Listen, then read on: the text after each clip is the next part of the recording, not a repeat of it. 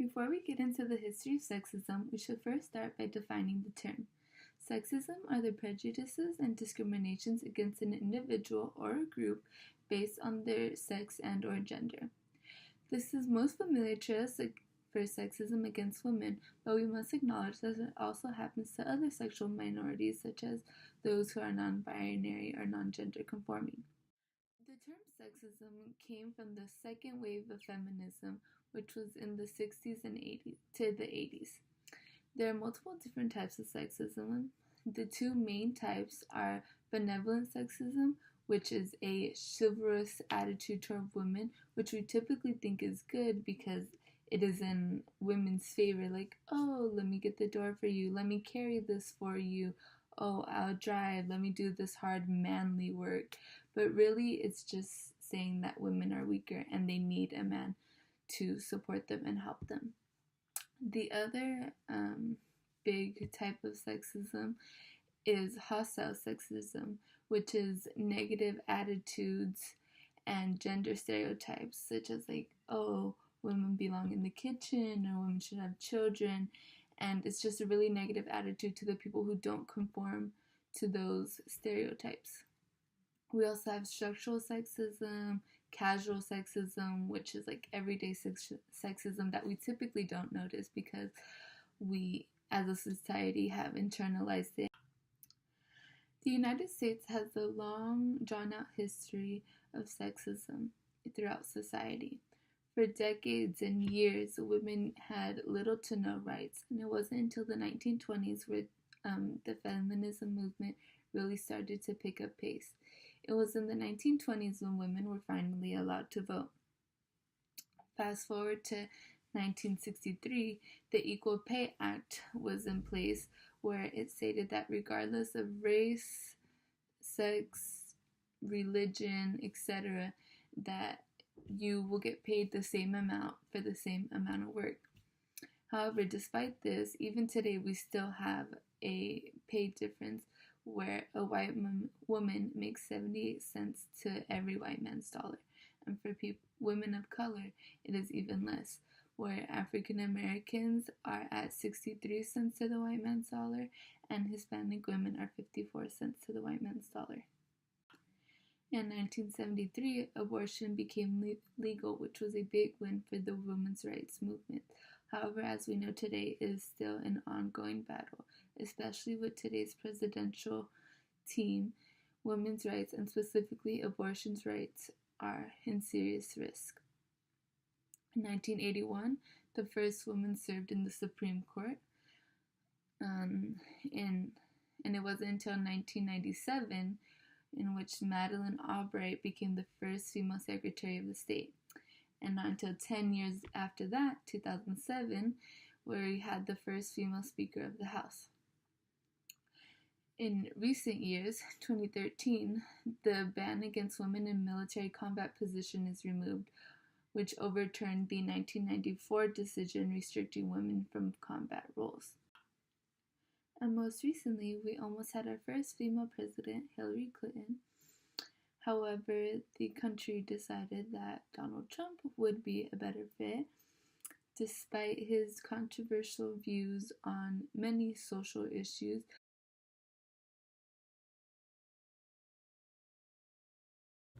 Santa Clara University was founded in 1851. It was an all-boys institution and remained one for 110 years.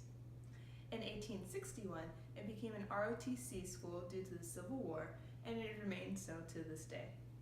In 1961, the university started allowing female students to attend. This is the first Catholic institution in California to do so. STEM majors and other hard sciences are very male-dominated at Santa Clara. Only 24% of the engineering school has female students, and this number is high in comparison to other schools, but still woefully low. This number is accredited by SCU due to the high female staff in the engineering school. 33% of the staff of professors in the engineering school are female. When interviewed, 97% of the campus says that sexism is still prevalent. Examples of this is back in 2013, a frat hosted a Halloween party that included a cage with a stripper pole that had a quote saying "bad bitches only" in it. Many female students got offended by this and asked the frat to take this down, but the frat refused to do so until they got a lot of publicity. The frat president said that this was a reach to say that it was wrong and people were relating this to sex trafficking, and he said that it was only meant to be silly. In 2016, a female student was kicked out of the gym due to showing an inch of her midriff. The staff argued that they were trying to prevent any staph infections from breaking out, along with Santa Clara being a Jesuit institution. The students argued that male muscle tees showed just as much, if not more, skin than the girl's midriff. And if they wanted to prevent any staph infections, all they have to do is work on perfecting cleaning the equipment. These are some examples of sexism on Santa Clara's campus.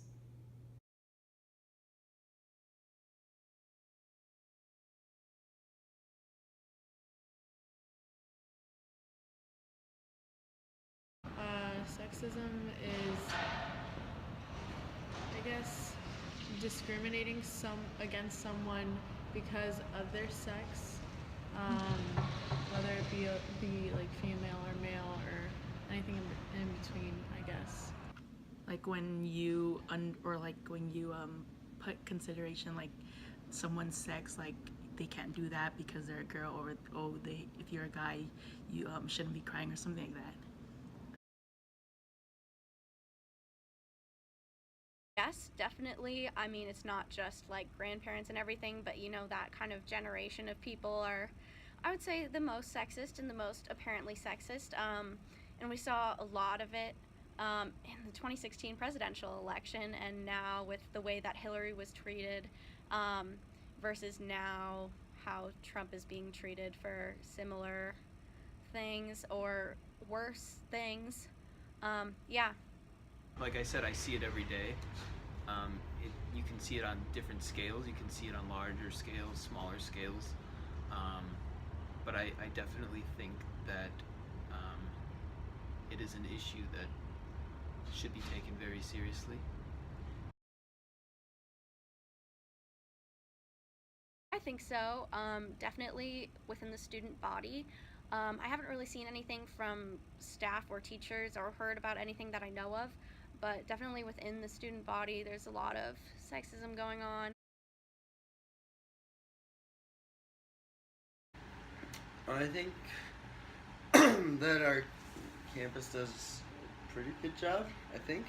But then again, when I'm not someone that experiences a problem, it's difficult for me to kind of see it. Colleges are always kind of a bubble. I definitely feel like SU can be one of those, in particular with this topic, because definitely what I experienced here so far is not compared to how I experience the world outside of here, because it's just like things I've like experienced, like obvious like blatant sexism outside of school, but not here in particular, which like is kind of like a little bit of a safer safe zone, you know?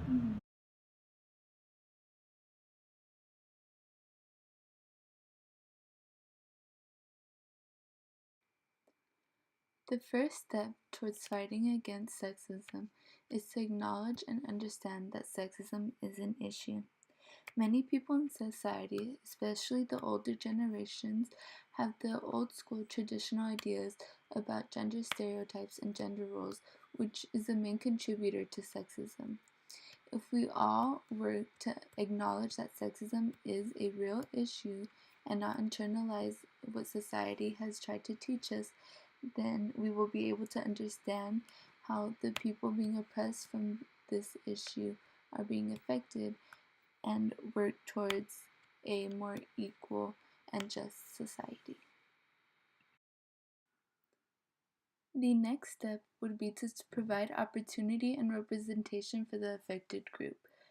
This primarily pertains to women and other gender minorities in areas such as careers, where typically higher paying jobs and hard sciences and research careers are highly male dominated, and there's not accurate representation of the minoritized groups like women.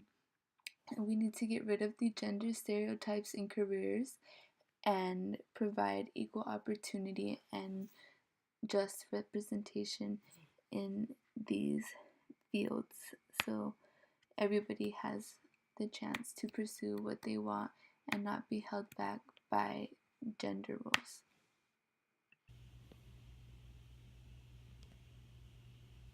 The third and final way to break down sexism is to start the new generation with not following the stereotypes that sexism has and to start to break down that mentality.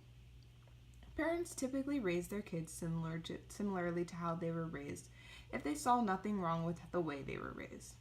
What this means is that if they were raised with sexist ideas, then they will believe that their kids should follow those ideals, such as if daughters are expected to cook and clean and boys are expected to do heavy lifting and play outside, then they will expect that of their kids. However, in schools, you can change that by changing the textbook and course material and making it so that kids can see that both boys and girls can do the same activities. If in a textbook word problem, an elementary school kid read that little Johnny was cooking with his mom and little Susie was doing the housework with his dad, then it could be seen that both genders are able to do the same activities. And in PE classes, it could be seen that if both boys and girl classes were merged together, then they would have the same athletic ability